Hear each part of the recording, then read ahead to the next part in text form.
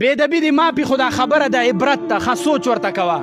یو پښتون د بل پښتون دروازه وټکوله او هغه ورله راووته چې هلکه څه وې، او دی ورته وایي چې یاره ته یو مهرباني وکړه، ته دا خپله لور، دا خپله خور، دا خپله ښځه یا دا خپله مور زما په مخ کې په کلاو مخ، په کلاو منګلو دا زما په مخ کې ګډه کا، پړقې دې ووخي، چغې دې ووخي، زما په مخ کې دې وګډېږي.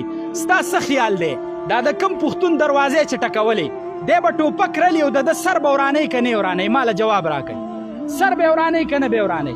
ښه تا زما عزت چیلنج کو، تا زما پښتو چیلنج کړه، اوس به زما ښځه یا لور، زما خور یا مور دا به ستا په مخ کې په کلاو مخ او په کلاو مټو او په کلاو لیچو باندې ګډېږي، پړقې به وایي، چغې به وایي. دا خو تا زما پښتو چیلنج کړه، زما غیرت ته چیلنج کو.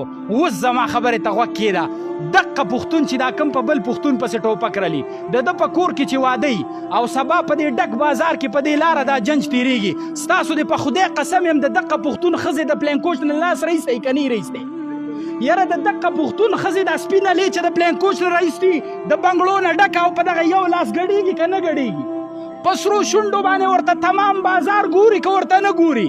الاګانې او پړقې چې وخي ټول بازار یې په تماشۍ که نه په تماشا؟ نو و پښتونه ستا د خدای نوم د دې پښتون ورک کي.